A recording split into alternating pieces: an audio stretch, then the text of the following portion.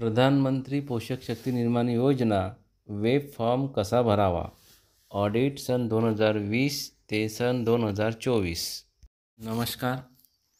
मुख्याध्यापक तथा सर्व शिक्षक बंधू भगिनींनो, प्रधानमंत्री पोषक शक्ती निर्माण योजना या अंतर्गत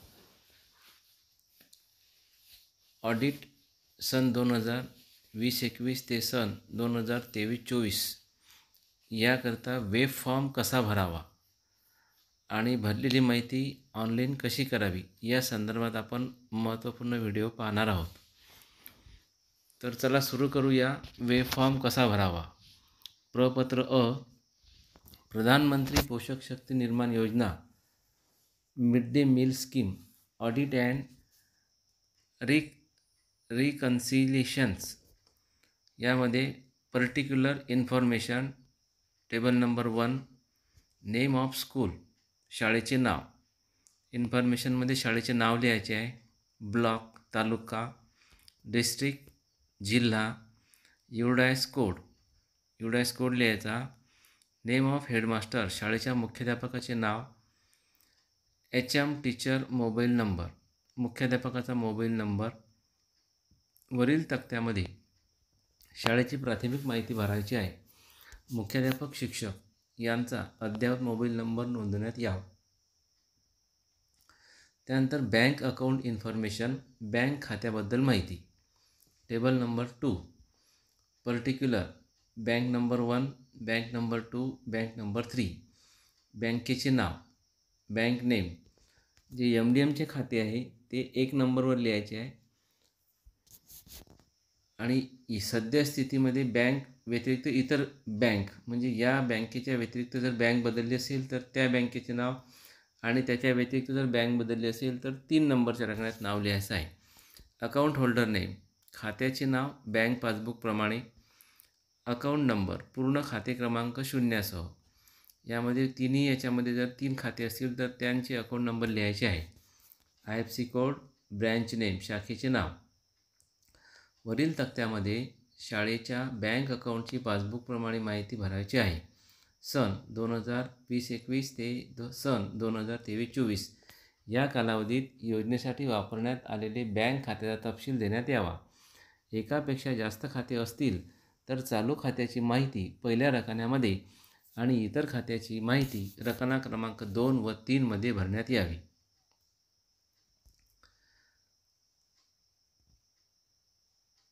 कॅश बँक स्टेटमेंट किर्द बुक व्यवहार. तक्ता क्रमांक 3 ते तक्ता क्रमांक 7 साठी सूचना. तक्त्याच्या सुरुवातीला कॅश बुकप्रमाणे शिल्लक ओपनिंग बॅलन्स टाकण्यात यावी व तक्त्याच्या शेवटी दिलेल्या तारखेची अखेरची शिल्लक क्लोजिंग बॅलन्स नमूद करावी. तक्ता क्रमांक 3 ते 7 मध्ये किर्द बुक कॅश बुक प्रमाणे जमा डाव्या बाजूला आणि खर्च उजव्या बाजूला लिहावेत. व्यवहाराचा प्रकार हा जमेसाठी तक्ता क्रमांक 19 मध्ये व खर्चासाठी तक्ता क्रमांक 20 दिलेल्या कोडचा वापर करावा. म्हणजे खाली या व्हिडिओमध्ये तक्ता क्रमांक 19 मध्ये व्यवहाराचा प्रकार दिलेला आहे आणि त्यासाठी काही कोड दिलेले आहेत.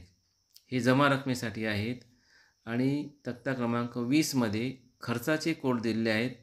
ते खर्चाच्या कोडच्या याच्यामध्ये लिहायचे आहेत. व्यवहाराची दिनांक ही किर्द कॅश बुकप्रमाणे नमूद करावी. पण रिसिप्ट फॉर द इयर मध्ये कुठल्या वर्षासंदर्भातली जमेची रक्कम आहे हे लिहिणे अपेक्षित आहे.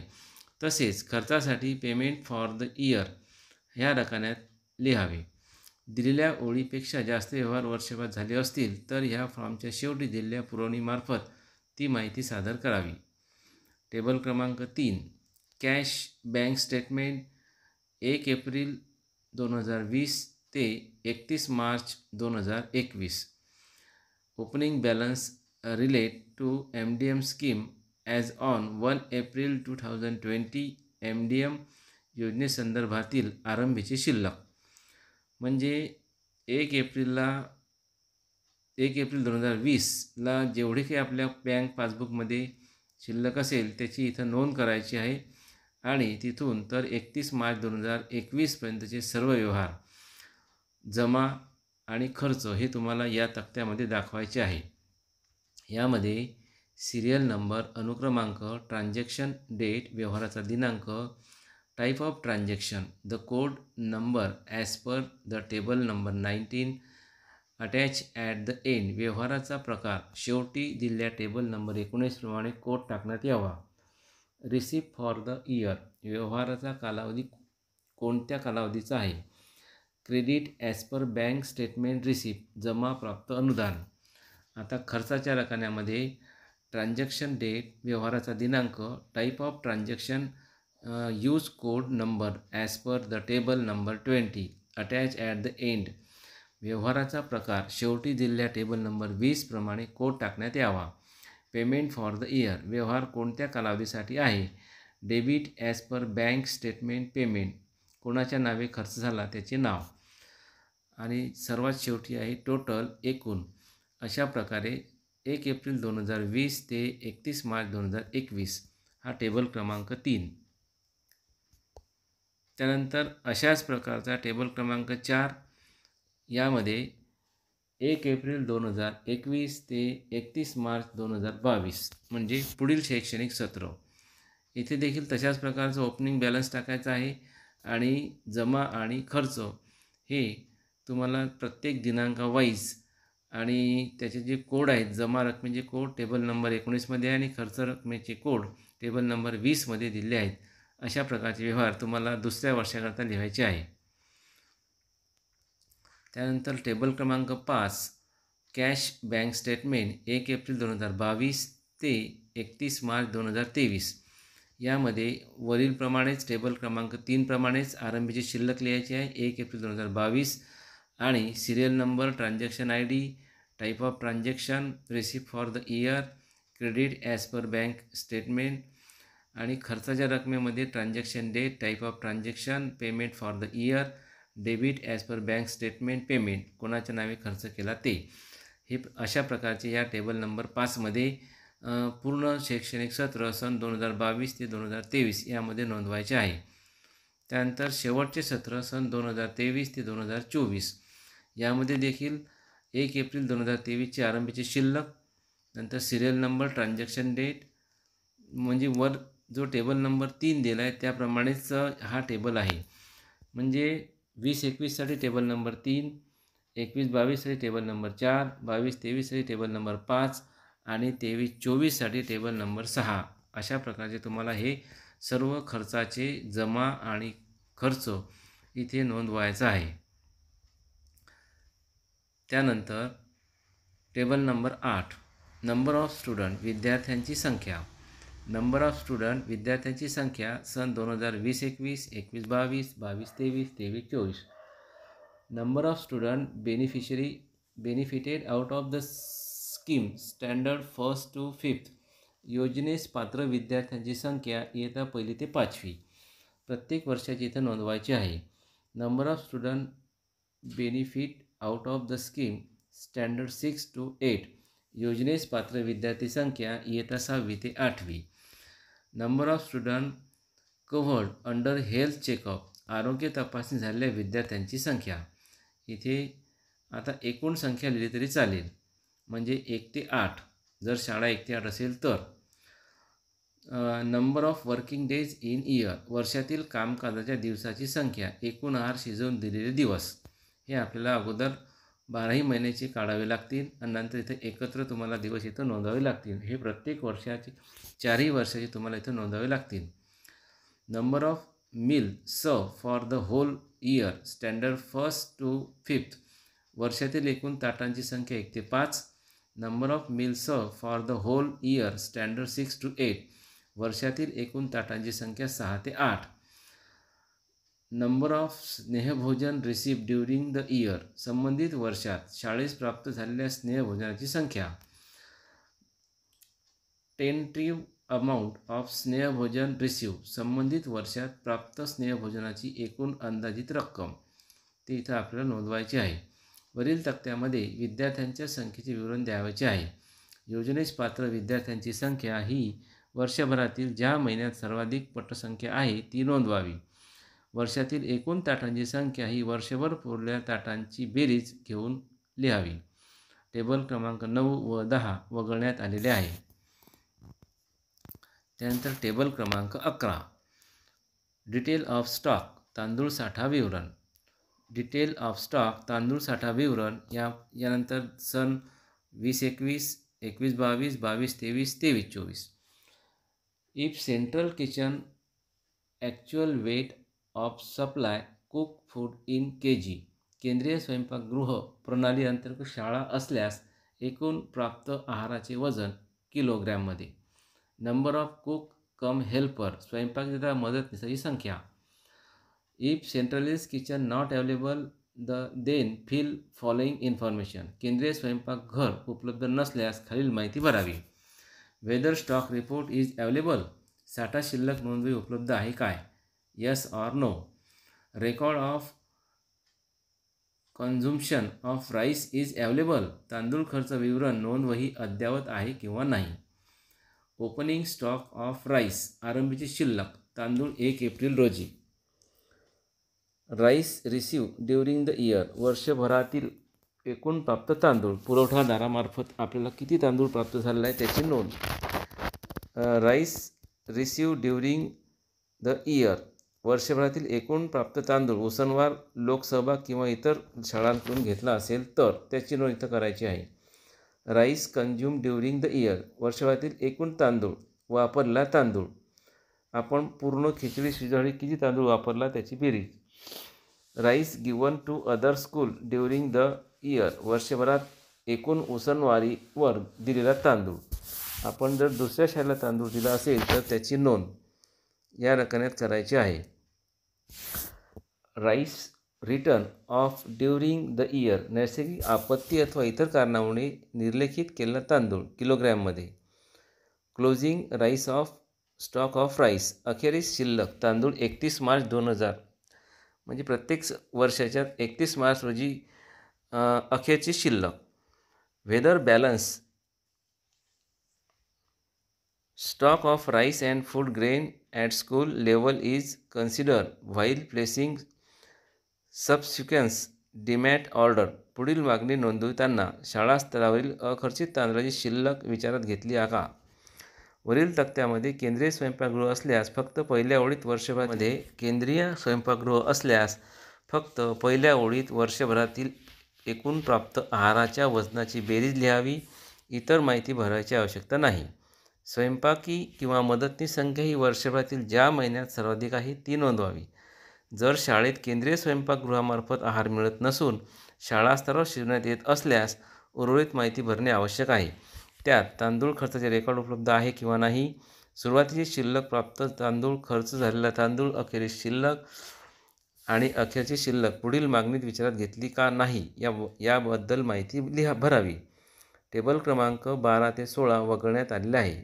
टेबल क्रमांक 17 ग्रँड रेकन्सिलेशन प्राप्त अनुदान ताळमेळ. प्राप्त अनुदान ताळमेळ यामध्ये चारही शैक्षणिक क्षेत्रामध्ये आपल्याला नोंदवायचे आहे. Amount of grand surrendered during the year शासन खाती भरणा केलेली रक्कम. आपण जर चलानद्वारे शासनाला जर रक्कम परत केली असेल तर इथं वर्षवार लिहायचे आहे. टाईप ऑफ ट्रान्झॅक्शन व्यवहाराचा प्रकार शेवटी दिलेला टेबल नंबर 19 प्रमाणे कोड टाकण्यात यावा.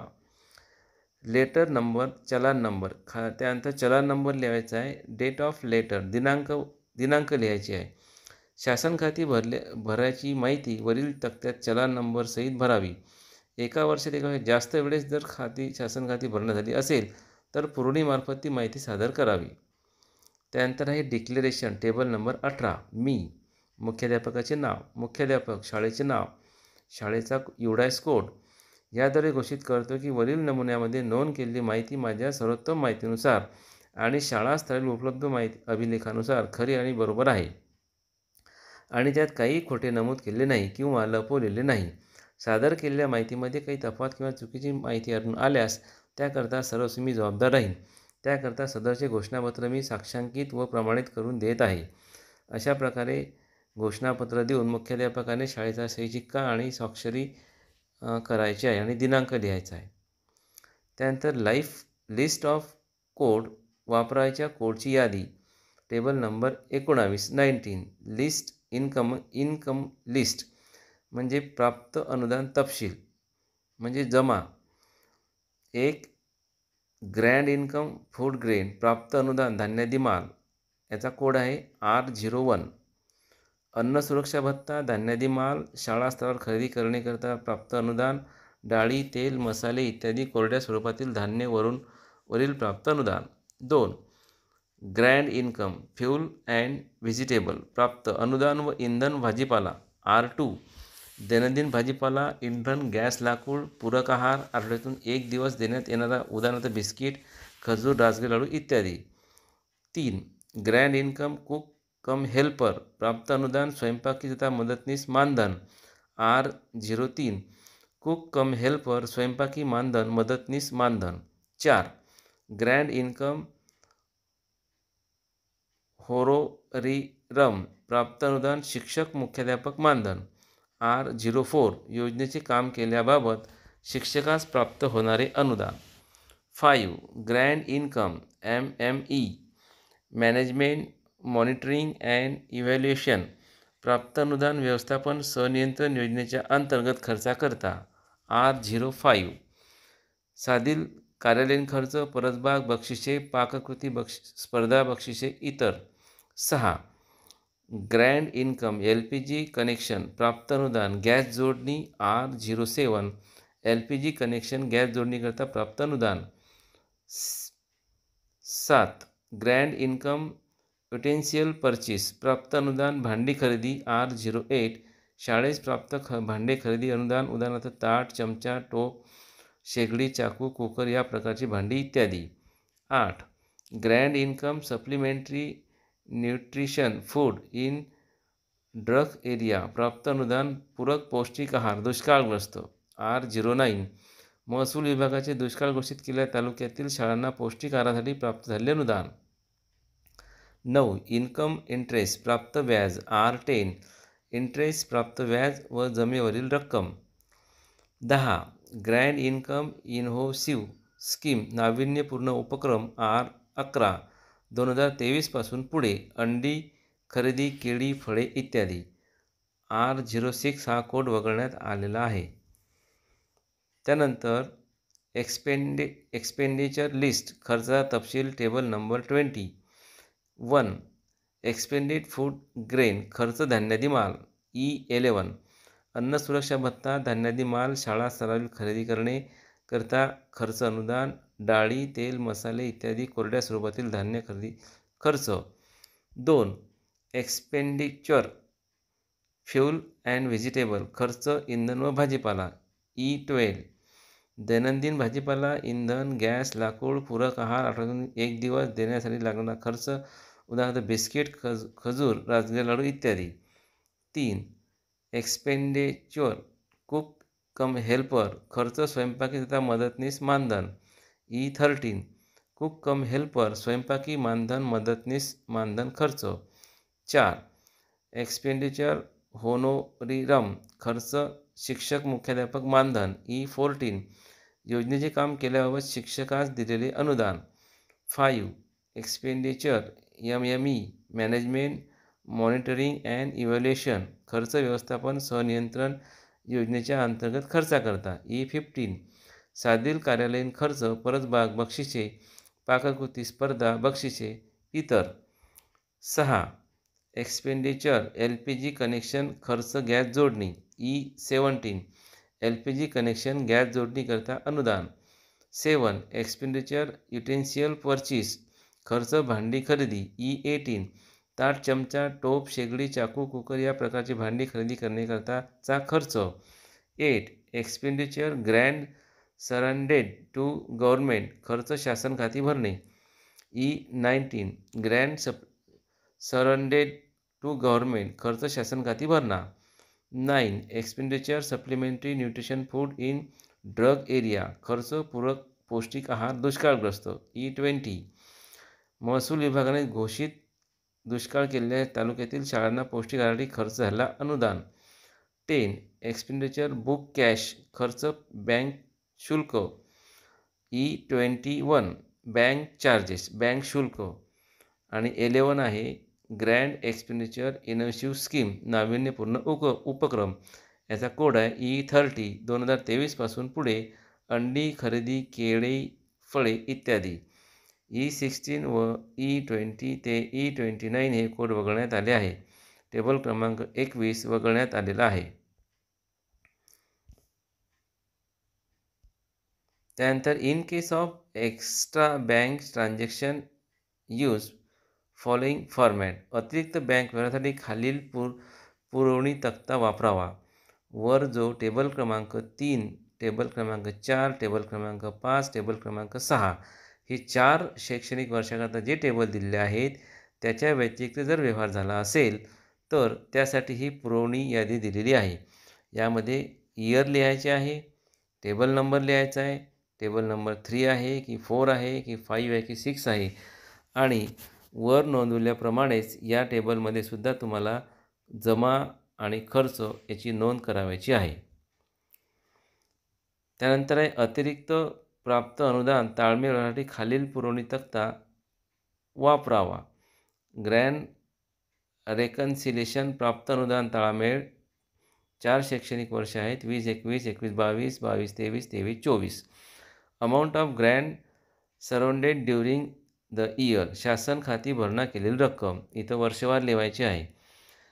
टाईप ऑफ ट्रान्झॅक्शन व्यवहाराचा प्रकार शेवटी दिलेल्या टेबल क्रमांक 19 प्रमाणे कोड टाकण्यात यावा. यामध्ये तुम्हाला कोड लिहायचा आहे. Letter number of challan number लिहायचा आहे आणि डेट ऑफ लेटर चलानचा दिनांक इथं नोंदवायचा आहे.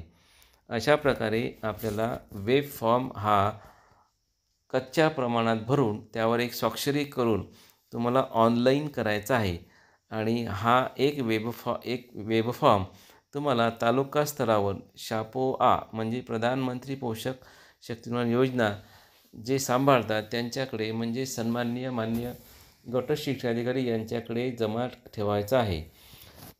पुढील व्हिडिओमध्ये आपण वेब फॉर्म ऑनलाईन कसा करावा याविषयीचा व्हिडिओ आपण पाहणार आहोत. आपल्याला व्हिडिओ आवडल्यास आपण लाईक करा, शेअर करा, सबस्क्राईब करा. धन्यवाद.